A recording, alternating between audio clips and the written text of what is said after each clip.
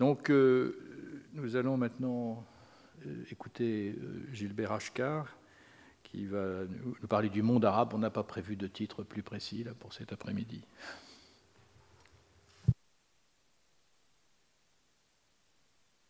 D'accord, voilà. Très bien. Merci beaucoup, Alain Supiot, pour cette occasion de participer à ce colloque. Je dois dire déjà que je regrette et je m'excuse de n'avoir pas pu participer à la session d'hier, mais j'ai comment dire, mis à profit ce déplacement pour participer à 2 colloques, et celui d'hier, on m'a demandé de parler en clôture, ce qui faisait que je ne pouvais pas me dégager. Ce que j'ai entendu ce matin m'a en même temps rassuré sur la crainte que j'avais eue, malgré les assurances que m'avait données Alain Supiot sur le fait que ce n'était pas un rassemblement très strictement de juristes, hein, et que c'était un peu plus pluridisciplinaire. Eh bien, je crois que la session de ce matin l'a bien illustré, et je me sens plus rassuré à ce niveau-là, puisque moi-même je ne suis pas juriste, et là donc je n'aborde pas la question en tant que juriste, mais plus, on va dire, en tant que politologue. Par ailleurs, je dois remercier M. Amir Mouezi pour m'avoir communiqué, m'avoir permis de lire le texte de sa présentation d'hier, qui portait sur, le titre officiel était sur la solidarité en islam, examen historique et lexicologique. Et je dois dire que j'ai donc adapté mon intervention en fonction de cette lecture. Et notamment, alors bon, je ne sais pas quelle est la raison du choix de M. Amir Mouezi, je n'ai pas eu l'occasion de le voir depuis que j'ai lu le texte, mais je me suis aperçu qu'il y avait des notions peut-être jugées trop élémentaires par M. Amir Mouezi, qui n'ont pas été abordées à propos de la solidarité dans l'islam. Et comme, en tout cas, l'islam est un élément fondamental en même temps de l'histoire et de la culture de l'espace arabophone, je crois qu'il est donc utile que je complète en quelque sorte l'exposé de notre collègue. Et je dirais que, eh bien, il y a, je vais référer à 2 notions qui me semblent, 2 notions de solidarité qu'on trouve dans l'islam, et notamment dans l'islam de sa première histoire, donc l'islam d'enracinement arabe linguistiquement,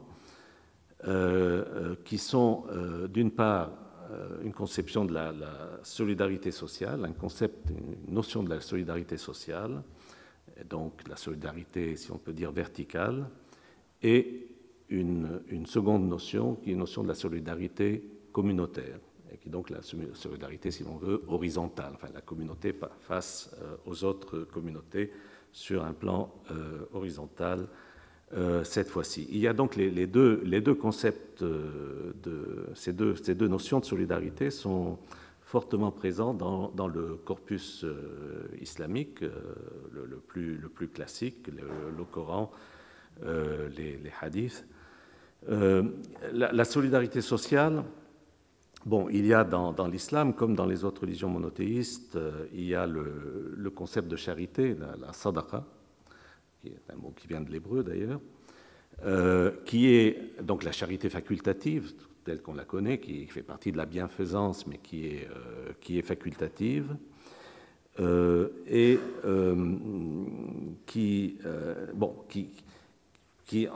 ce terrain sur lequel l'islam ne se distingue pas, sauf peut-être on peut dire dans le fait qu'il n'y a pas dans l'islam cette contradiction qu'il y a dans le christianisme, qui consiste à combiner la charité d'une part et la représentation de la pauvreté comme vertu, ou l'ascétisme Bon, ça n'existe pas dans l'islam, en tout cas rien de comparable avec cette idéalisation de la pauvreté qu'on trouve dans le christianisme. Mais ce qu'il y a d'intéressant dans l'islam, c'est que ça va au-delà de cette conception de la charité facultative qu'il y a dans les autres religions monothéistes. Et c'est qu'il y a une notion, il y a une codification de la solidarité sociale dans la religion islamique qui est essentiellement la zakat, qui est donc une forme d'impôt, de taxation, et qui constitue une obligation religieuse pour les musulmans. C'est même le troisième pilier de la religion musulmane. Il y a les 5 piliers, mais vous avez la profession de foi, la prière, et en troisième lieu, il y a la zakat, l'aumône, si vous voulez, mais ce n'est pas une aumône, c'est une taxe, là, c'est une obligation religieuse, c'est plus qu'un simple devoir moral de charité. Et c'est une forme d'impôt qui relève à la fois de ce qu'on pourrait appeler aujourd'hui de l'impôt de solidarité sur la fortune, donc ça concerne les biens, et d'autre part le revenu. Donc, il y a des quantifications différentes selon qu'il s'agisse de biens, notamment de biens mobiliers, etc., et de revenus liquides, là où on trouve donc les 2,5% comme taux de zakat. L'idée de cette zakat, c'est aussi qu'il y a non seulement une récompense dans l'au-delà, mais la zakat est présentée comme une condition pour la jouissance en bonne conscience des richesses. Et le sens premier du terme zakat, c'est purification. C'est la purification des biens, c'est la purification des avoirs. Donc on purifie ce que l'on possède en donnant, en payant cette sorte de taxe, qui ne taxe que les riches, et il faut le dire que les musulmans, puisque pour les non-musulmans, il y a la jizya, il y a une autre forme d'impôt, mais qui est de nature différente. Là, on parle d'une taxation qui concerne bien la solidarité sociale. Ce qui est également intéressant à noter ici, je disais que la pauvreté n'est pas représentée comme vertu dans l'islam, mais il y a aussi, en tout cas dans les hadiths, on trouve une sorte de comment dire, pour trouver le terme, mépris serait peut-être un peu fort, mais encore que les termes utilisés ne sont pas loin de cela, vis-à-vis de la charité, par rapport au prophète lui-même, ou à la famille du prophète, qui refuse la charité. Donc la charité est considérée comme... on peut considérer, la notion de purification des biens, c'est aussi en même temps... ça débouche sur un hadith qui présente la charité comme sale, c'est-à-dire que c'est comme quelque chose de dégradant, si l'on veut. Et c'est intéressant parce que, en même temps, donc effectivement, la charité peut être considérée comme dégradante, la charité en général, tandis que la zakat est quelque chose de plus codifié, qui ressemble plus à l'impôt. Alors, dans l'histoire de l'islam, il y a eu très vite des contournements de la zakat, elle a été contournée de diverses façons et réduite finalement, dans la plupart des cas, à une sorte d'une charité, donc facultative. Les termes, M. Amir Mouazi hier a discuté un peu le côté lexical, donc effectivement on a des termes qui correspondent à la notion de solidarité dans la langue arabe, des verbes comme kafala et damana, mais dont le sens est plutôt celui de se porter caution ou garant, hein, une notion de garantie, et qui donne, bien dans la forme de la mutualisation linguistique de ces termes, takaful et tadamun, hein, donne cette notion de garantie mutuelle, et qui fait qu'on retrouve ces termes d'une part dans l'assurance sociale, hein, qui est aujourd'hui donc ce qu'on trouve en remplacement, si l'on veut, de ce qu'a pu être la zakat. L'assurance sociale dans le monde arabe, c'est le daman l'ijtima, et donc ça part du terme damana, de la garantie. Et dans la finance islamique pour les formes d'association où il y a solidarité entre les partenaires, entre ceux qui participent au capital. Donc, voilà un peu sur ce qu'on peut dire de manière très résumée. Je ne suis pas d'ailleurs, je n'ai pas une prétention à l'expertise dans le domaine, mais c'est des choses assez connues, ce que je viens de dire. Peut-être pas la discussion, mais en tout cas les notions. Voilà ce qu'on peut dire sur la solidarité sociale, très brièvement. Alors, en même temps, il y a aussi, et fortement dans le corpus islamique, bien entendu, une notion de solidarité communautaire. Hein. Dans le Coran ou dans les hadiths, il y a la trace évidente de l'effort qui a consisté à unifier les tribus, hein, de l'Arabie dans le projet de l'islam, des premiers temps. Et donc cette exhortation à l'unité, à la solidarité dans ce sens-là, à la solidarité communautaire, elle est très présente dans le Coran qui enjoint aux croyants de s'entraider pour le bien et la piété, la crainte de Dieu, et non, c'est le sens du verset, et non pour le mal et l'agression.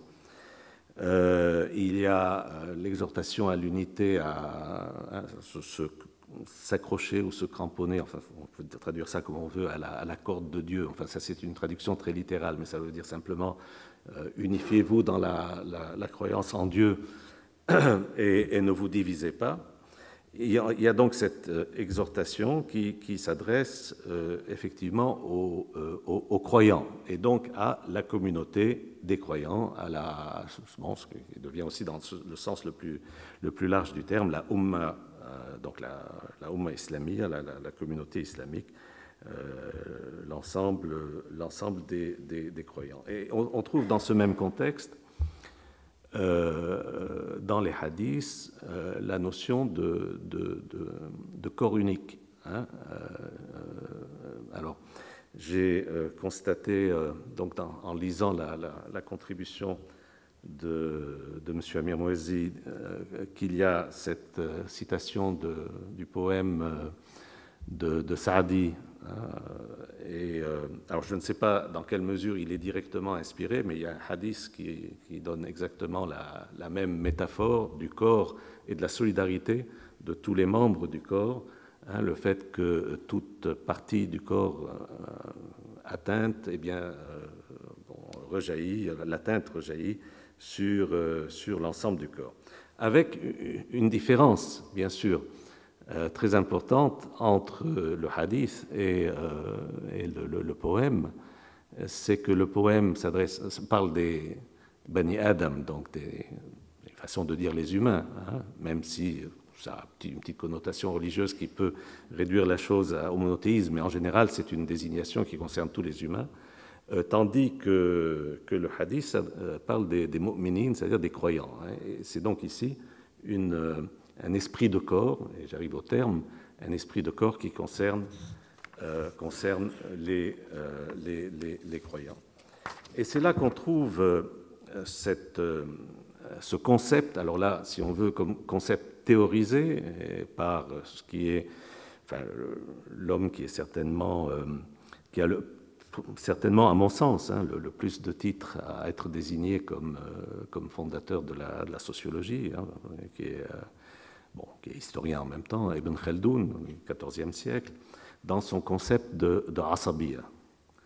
Un concept de Asabiya qui est un concept très connu de tous ceux qui travaillent en tout cas en particulier sur l'espace arabophone, chez les politologues, les sociologues et les autres.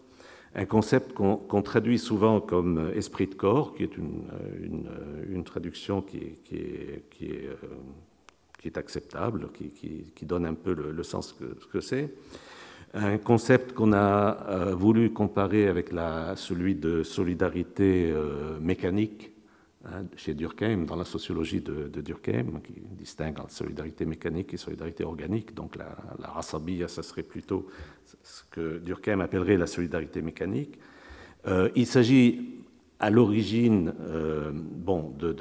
d'une désignation qui concerne en particulier le tribalisme, la solidarité tribale et clanique, comme forme de Asabiya, notamment la solidarité défensive. C'est là l'image aussi du corps, c'est-à-dire un pour tous, tous pour un, si vous voulez. Chaque membre du corps est solidaire du corps que constitue la tribu et solidaire de tous les autres. Mais là, on a un concept donc d'une solidarité qui s'appuie sur le lignage, sur la parenté, puisque c'est de cela qu'il s'agit dans les relations tribales. Or, ce qui est intéressant chez Ibn Khaldoun, c'est qu'il élargit le concept. D'abord, il utilise ce concept qui a une connotation plutôt péjorative en arabe, d'ailleurs, des termes tels que ta'assub, fanatisme, qui sont tirés de cela.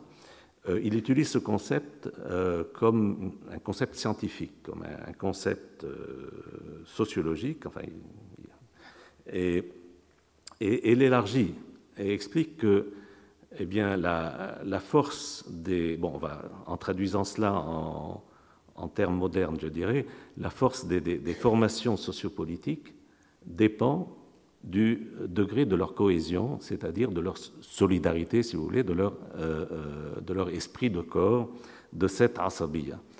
Et il explique, par exemple, l'aspect cyclique des histoires dynastiques en Afrique du Nord, dans le Maghreb, par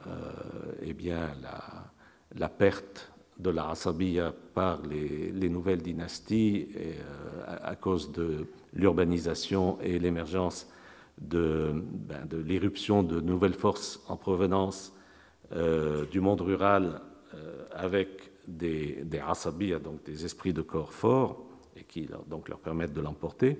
Mais il va plus loin en expliquant que la religion est une asabiya plus large. Et c'est une notion très intéressante puisque on a là un penseur qui est un croyant fervent et un mystique d'ailleurs, disons, je veux dire un soufi, mais qui en même temps peut avoir un regard détaché sur la religion et observer la religion avec les yeux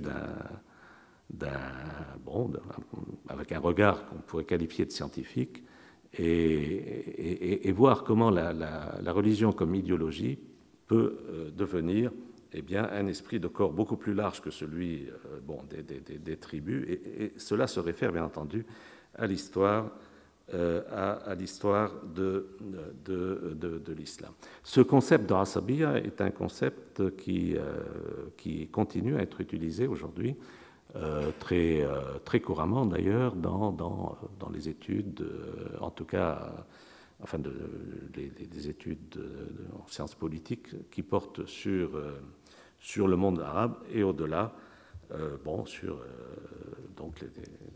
les sociétés où on est censé retrouver des éléments de cette asabiya. Et je vais y arriver par rapport au temps contemporain. Le concept est toujours très utilisé. Mais d'abord, je voudrais pointer les éléments de solidarité sociale qui émergent dans le soulèvement arabe. Alors là, je passe hein, de l'histoire des siècles passés, mais à directement l'actualité la plus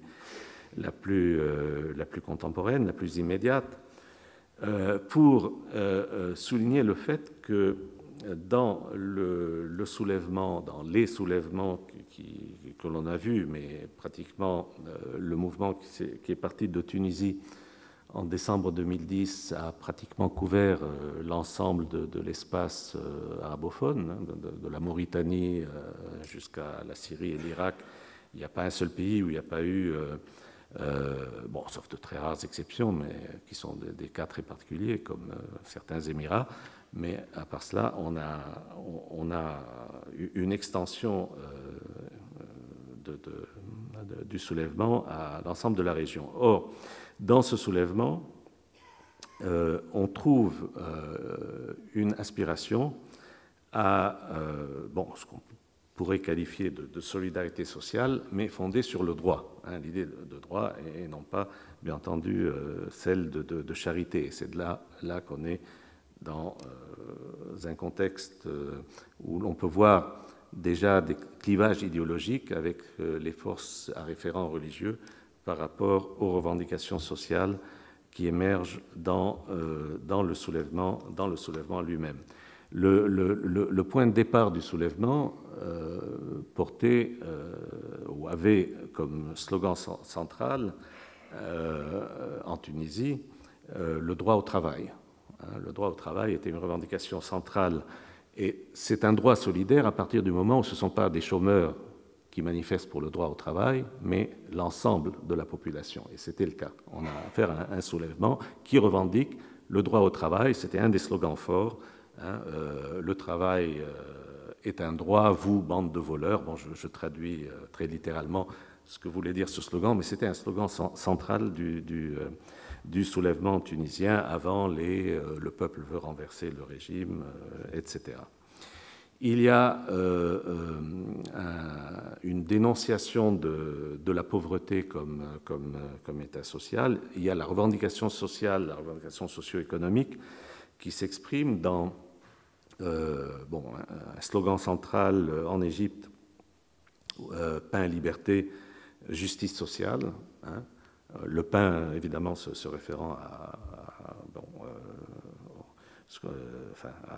aux besoins économiques minimaux, et la notion de justice sociale qui est dans le slogan et qui est un slogan tout à fait central des mobilisations égyptiennes et qui va aussi se traduire par des revendications qui portent sur le salaire minimum et sur la limitation des salaires, parce qu'il y a dans la tradition égyptienne issue de l'époque nassérienne une limitation, une sorte de maximum des salaires, et on a vu des revendications donc dans les deux sens. Et là, on a aussi une traduction de cette justice sociale, si vous voulez, d'une certaine notion de solidarité sociale par augmentation du pouvoir d'achat des pauvres et réduction de celui des riches. Et en un sens, on peut aussi considérer que le peuple veut, qui est cette moitié de slogans que l'on retrouve dans toutes les mobilisations sur l'ensemble de l'espace arabophone. Alors, le plus connu, c'est le peuple veut renverser le régime, mais le peuple veut a été utilisé avec d'autres objets de la volonté. Ce qui est important, enfin, c'est pourquoi d'ailleurs j'ai fait de Le peuple veut le titre de l'ouvrage qu'Alain Supiot a eu l'obligeance de citer. Ce qu'il y a d'important, c'est cette irruption de la volonté générale qui est, si on peut dire en termes rousseauistes, qui est l'élément le plus fort de ce qui vient de se passer et l'acquis le plus important. L'acquis le plus important, c'est effectivement cette volonté générale, bon, qui correspond, cette idée du peuple qui est un peuple unis dans cette revendication, dans cette volonté, et c'est aussi là aussi une forme de solidarité qui prend encore plus de poids dans les sociétés qui connaissent des clivages ethniques, religieux, etc., où le peuple, l'unicité du peuple devient en elle-même une affirmation de la solidarité de la communauté plus large au niveau de l'ensemble de la population de l'État. Et eh bien, on retrouve d'autres solidarités dans la contre-révolution. Dans la contre-révolution qui est, très normalement et très naturellement, accompagne tout soulèvement de nature révolutionnaire comme celui qui est en cours dans l'espace arabophone. Eh bien, on retrouve les solidarités communautaires particularistes, plus réduites. Donc, on retrouve cette asabiya, si vous voulez, dans l'action des régimes contre les soulèvements. Et là, c'est la contre-révolution au sens le plus direct du terme, la répression, sous la forme de la répression. On a une mobilisation des solidarités tribales ou confessionnelles, et ça dépend des cas. La Libye, c'est plus le tribal et le régional. La Syrie ou le Bahreïn, c'est le confessionnel, mais des formes de solidarité qui sont précisément des solidarités de division, donc qui s'opposent à cette unicité du peuple qui s'exprime dans le slogan le peuple veut. Et puis, on a aussi une autre expression de la contre-révolution, qui est le fait de régimes qui interviennent dans des situations qui ne sont pas celles de leur propre pays, mais qui est une récupération. Vous avez la contre-révolution sous la forme de la répression, la plus directe, et vous avez une contre-révolution sous la forme de la récupération du soulèvement. Et cela est le fait essentiellement des monarchies pétrolières, et notamment de ceux qui jouent le rôle le plus direct dans tout ce qui se passe, le royaume saoudien ou l'émirat du Qatar. Par rapport à ces monarchies, par rapport au royaume saoudien, le soulèvement est évidemment une source d'effroi, une source d'inquiétude, de grande inquiétude. Et à partir du moment où le soulèvement est un soulèvement démocratique, comme il l'est, avec une revendication démocratique très, très forte, et au sens le plus fort du terme démocratie, le peuple veut, eh bien c'est un danger très, très grave pour ces monarchies, qui vont essayer de noyer ce caractère démocratique du soulèvement dans également des solidarités particularistes, ou dans l'idéologie religieuse, d'une part, qui prend un caractère diviseur dans des pays qui ne sont pas homogènes religieusement, comme c'est le cas de la plupart des États, en tout cas de l'Orient arabe, du Mashrek arabe, et plus directement aussi sous cette forme de conflit, d'affrontement confessionnel, en mobilisant donc cette solidarité confessionnelle étroite, particulariste. Et on en a aujourd'hui une illustration très, très directe dans le cadre de la Syrie, où un soulèvement qui, au départ, a été dirigé par la même forme d'organisation en réseau démocratique que l'on a vu à l'œuvre dans les autres pays, dans l'ensemble de la région, ou la plupart des pays en tout cas, ce qui s'appelait en Syrie les comités locaux de coordination, qui sont des réseaux utilisant l'Internet et les moyens technologiques. Eh bien, on a face à cela, par financement des wahhabites en particulier, eh bien, un phénomène comme le Front al-Nusra, dont on a beaucoup parlé dans les médias, qui se revendique d'Al-Qaïda et qui représente un dévoiement profond de ce qu'est le soulèvement syrien. Donc on a là, et je conclus là-dessus, une tension forte, un conflit fort entre une conception universaliste et sociale de la solidarité et une conception particulariste et communautaire de la solidarité. On a un affrontement entre ces deux, et c'est de cet affrontement que dépendra dans une large mesure l'avenir du soulèvement arabe. Merci beaucoup.